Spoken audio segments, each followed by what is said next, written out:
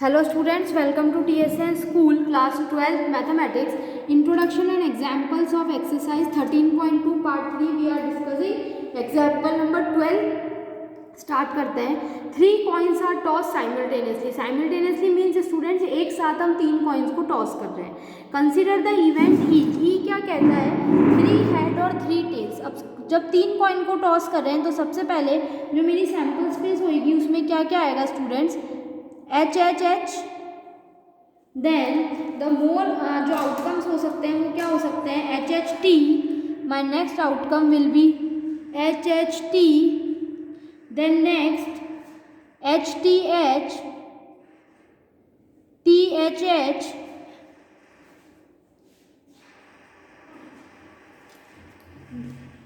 T H H. Then next will be H T T,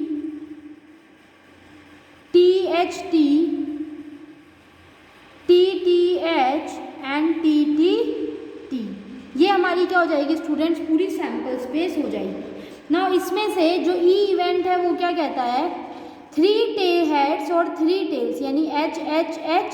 और एक इसमें कौन सा केस आएगा स्टूडेंट्स, TTT. क्लियर है. नाउ एफ जो है वो क्या कहता है एटलीस्ट 2 हेड्स, कम से कम 2 हेड तो आने ही चाहिए. मीन्स इसमें हमारे पास आएगा 2 से ज़्यादा भी चलेंगे. So H H T, H T H and T H H. Then what is my G event, my G event is at most 2 heads. मतलब ज़्यादा से ज़्यादा कितने हेड आने चाहिए, 2 से ज़्यादा हेड नहीं आने चाहिए. So this will be H T H. Means 2 at most 2 यानी 2 से ज़्यादा नहीं आने चाहिए, तो एक भी नहीं आएगा. That case is also included in it. T H H, H T T, T H T, TTH and TTT. Okay. So यहाँ से अगर हम देखते हैं स्टूडेंट्स, अब यहाँ पे अगर मैं और मेरे को ये बताना है कि इन सब पेयर्स में से EF, EG और FG में से कौन कौन से पेयर्स जो हैं वो इंडिपेंडेंट है. तो अगर मैं E इंटरसेक्शन F निकालती हूँ स्टूडेंट्स, तो E इंटरसेक्शन F में सिर्फ एक ही आ रहा है HHH. E इंटरसेक्शन G अगर मैं निकालती हूँ स्टूडेंट्स तो उसमें सिर्फ एक ही पेयर आ रहा है TTT. And if I find out F intersection G, तो F इंटरसेक्शन G में क्या आ रहा है students, HHT, HTH and THH. Okay. So अगर मैं इन सब की प्रोबेबिलिटीज फाइंड आउट करती हूँ students, now P of E कितनी हो गई, P of E is equals to 2/8. P of F is equals to 4/8 which is equals to 1/2 and P of G is equals to 7/8 and P of E intersection F कितना हो जाएगा students 1/8. P of E intersection G is equals to 1/8 and P of F intersection G कितना आ रहा है हमारे पास 3/8. तो यहाँ से जैसे ही हम चेक करते हैं students, what we are going to get is that P of E into P of F करते हैं तो वो कितना आ रहा है 1/4 into 1/2 which is equals to 1/8 which is 1/8 and this is equals to P of E intersection F. So E और F तो independent हो गए. अगर मैं P of F E into P of G करती हूँ तो P ऑफ E कितना है students, this is equals to 2/8 and what is P of G, this is equals to 7/8 which is equals to P of E into P of G. So P of E into P of G is equals to what is P of E? P of E is 2/8 that is equals to 1/4.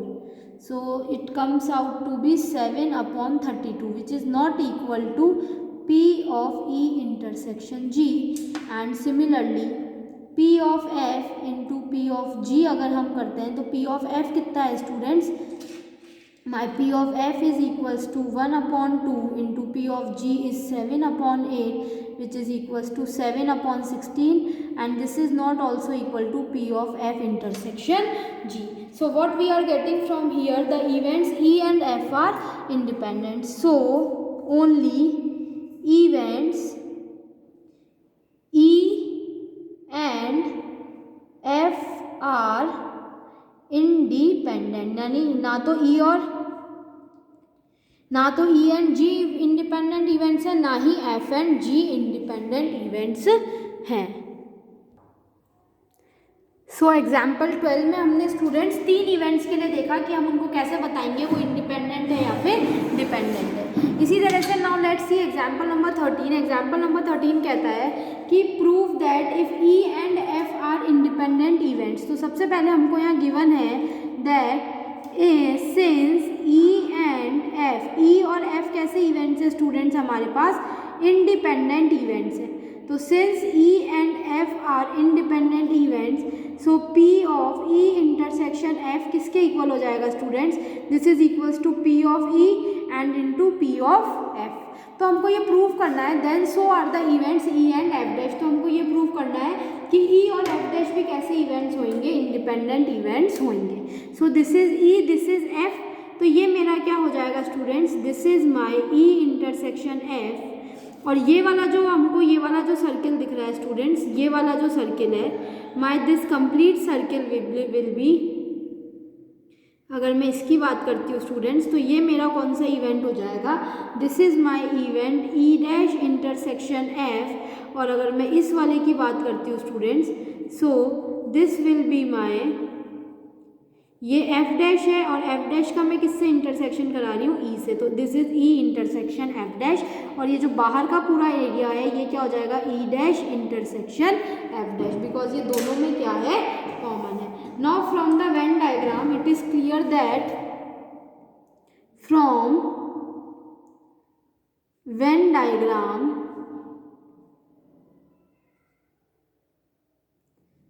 When diagram से हमको क्या दिख रहा है students, E intersection F and E intersection F dash are mutually exclusive. ये कैसे events है students, these are mutually exclusive events. Okay, these are mutually exclusive events. And also E जो है, ई को मैं क्या लिख सकती हूँ students, E intersection F union E intersection F dash, this is my event E.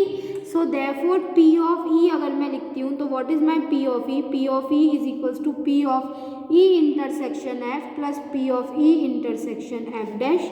सो यहाँ से P of E intersection F dash कितना आ जाएगा students, P of E intersection P of E minus P of E intersection F. So this comes out to be P of E minus P of E intersection F. Now this is equals to P of E minus P of E intersection F. क्योंकि ये independent events है तो इसको मैं क्या लिख सकती हूँ, P of E into P of F. ये इक्वेशन नंबर 1 से जो हमने यहाँ पे मार्क करी है यहाँ से. So this is equals to, इन दोनों में से पी ऑफ ई को जैसे ही हम कॉमन लेते हैं स्टूडेंट्स, ये कितना हो जाएगा 1 minus P of F. And 1 minus P of F is nothing but P of F dash. So P of E intersection F dash हमारा कितना आ गया students, P of E into P of F dash. Hence what we can say that hence E and F dash are independent events. हम क्या कह सकते हैं कि ई और एफ डैश जो हैं वो हमारे कैसे इवेंट्स हैं students, E and F dash are independent events. In the same way example number 14 कहता है if A and B are two independent events. A और बी मेरे को कैसे इवेंट्स दे रखे हैं स्टूडेंट्स,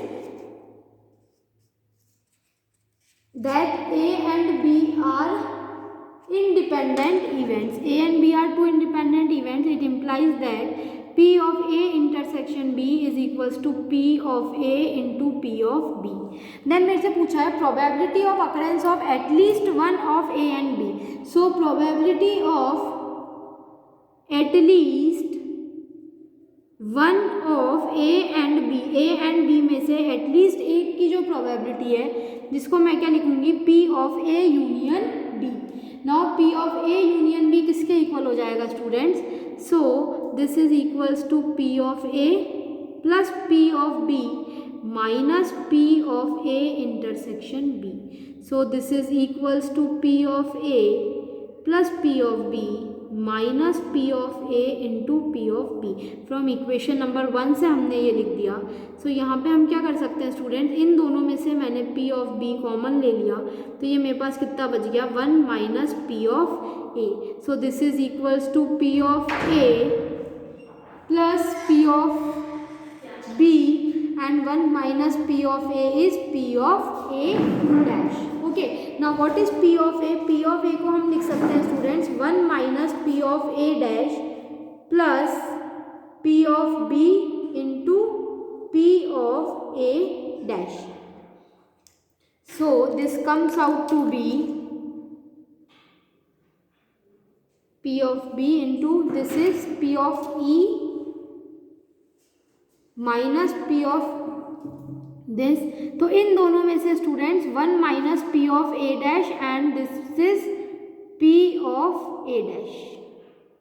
सो इन दोनों में से जैसे ही हम यहाँ पे पी ऑफ ए डैश को अगर मैं कॉमन ले लेती हूँ, या फिर इन दोनों में से मैं पी ऑफ ए डैश को कॉमन लेती हूँ, तो this is 1 minus P of A dash plus P of B into P of A dash. Okay, so सबसे पहले स्टूडेंट्स हमने किन किन में से कॉमन लिया था.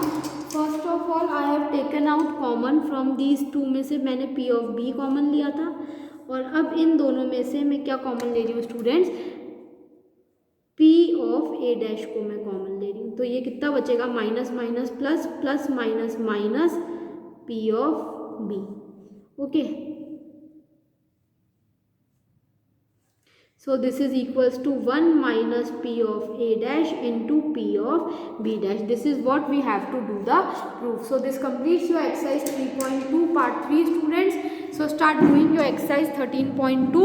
We will continue more about this conditional probability and more theorems in our next lectures. Till then, thank you.